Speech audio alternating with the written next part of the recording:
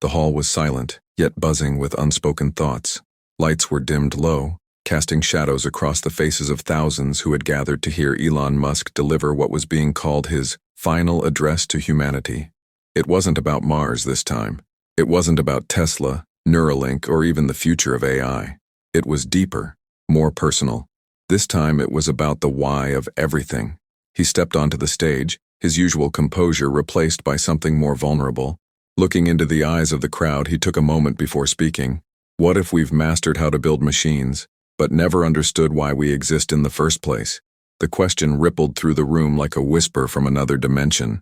People leaned forward. Phones stopped recording. Hearts beat slower, heavier. Elon Musk was not here to impress. He was here to wrestle with the biggest question of all.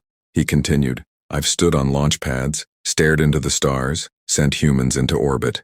But every time I close my eyes, I still feel this hole, like we've reached the edge of the universe, but lost sight of what it means to be human. Then came the moment no one expected. I want to ask a child, just one child, what they believe the purpose of life is, because maybe, just maybe, they haven't unlearned the truth yet. A hush fell. From the crowd, a boy stood up. No one knew his name yet, maybe 9, maybe 10 years old. His eyes were calm. Not the calm of someone who didn't understand the question, but of someone who had lived with it his whole life. He was handed a microphone. People chuckled nervously. Surely this was symbolic. Surely Elon didn't expect a real answer.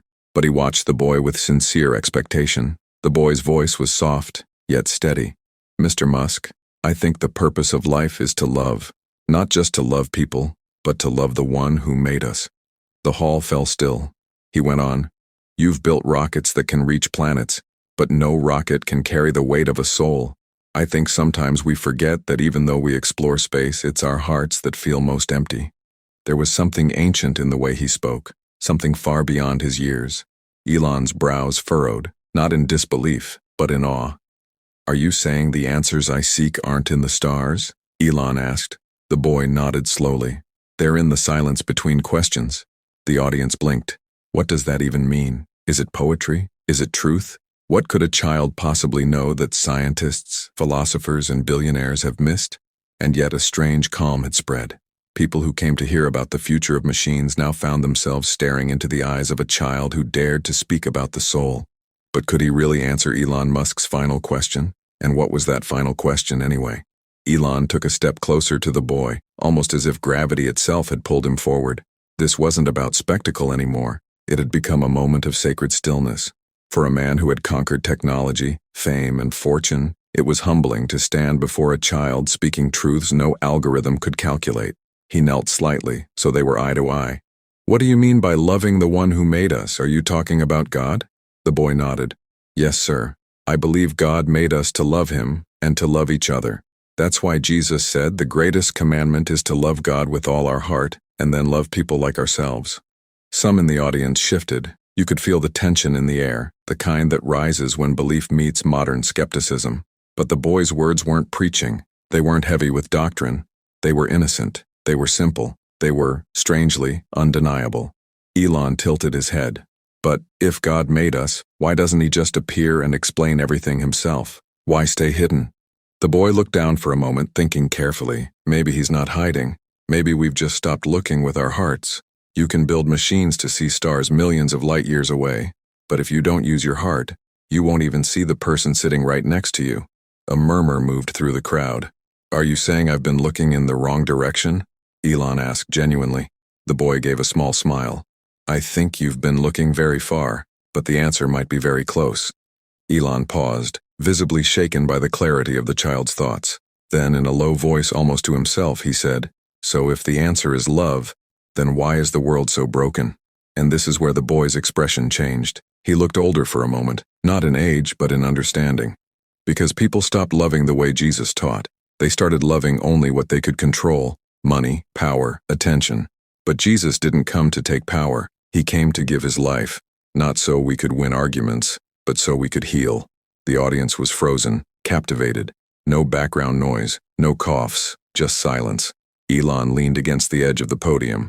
So you're saying technology won't save us? The boy answered carefully. Technology is like a tool.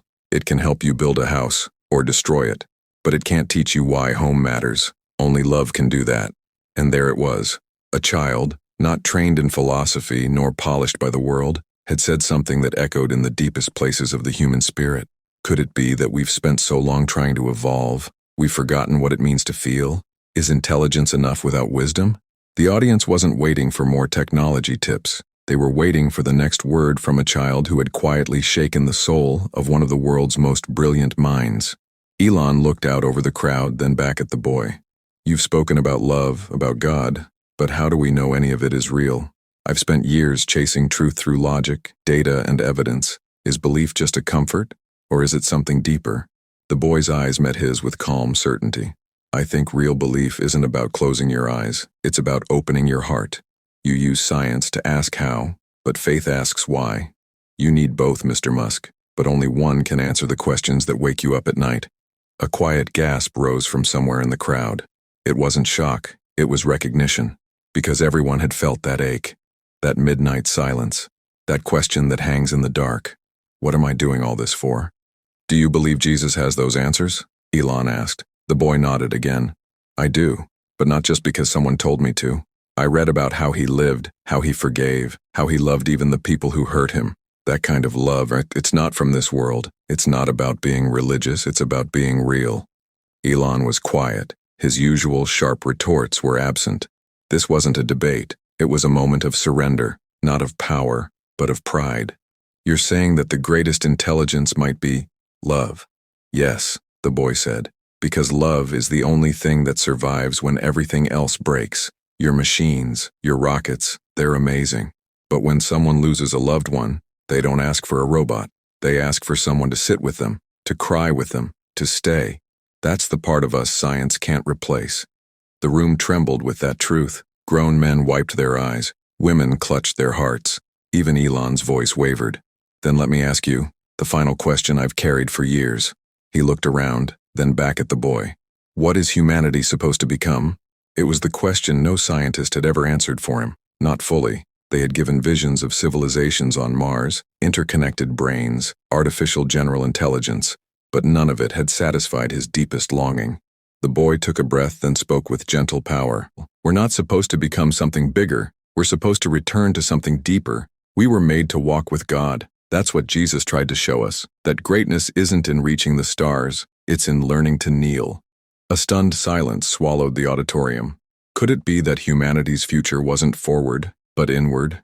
What if the journey to salvation isn't to another planet, but to another posture, one of humility, of gratitude, of surrender? Elon didn't move. His lips parted slightly, but no words came out, because maybe, just maybe, he had already heard everything he needed. The stage lights seemed softer now, almost reverent. Elon stared at the floor, then at the boy, and for the first time in a long while he looked small, not in stature, not in intellect, but in spirit, like a man standing at the edge of something bigger than any rocket launch, something invisible, eternal. He finally spoke, his voice rough with emotion.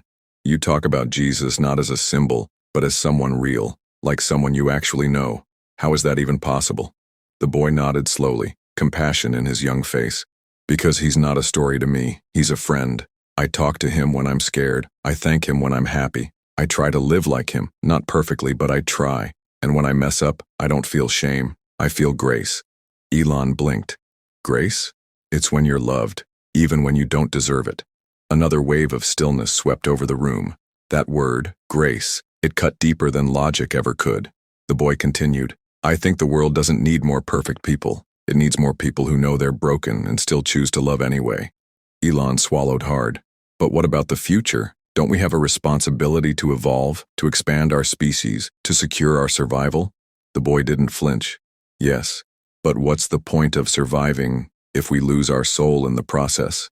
God didn't make us to escape Earth. He made us to bring light into it. The line hit like a chord from a forgotten song. Could it be that our obsession with progress was just a distraction from our deeper hunger, to be whole, to be known, to be loved unconditionally? Mr. Musk, the boy added, you've given the world so many answers, but maybe the world is waiting for someone brave enough to say, I don't know, but I believe.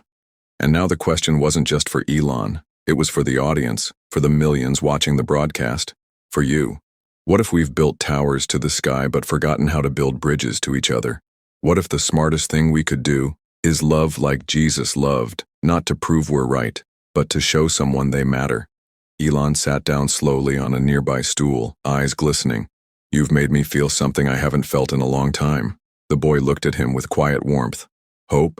He nodded. Yes, hope. A long pause followed. Then Elon whispered the words that would echo across the world.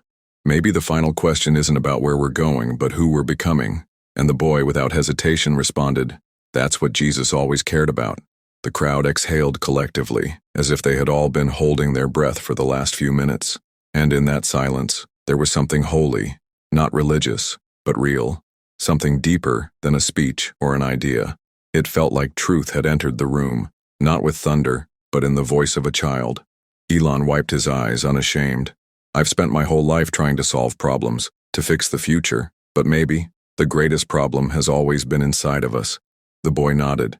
That's why Jesus didn't come to fix systems. He came to change hearts, because when hearts change, the world changes too.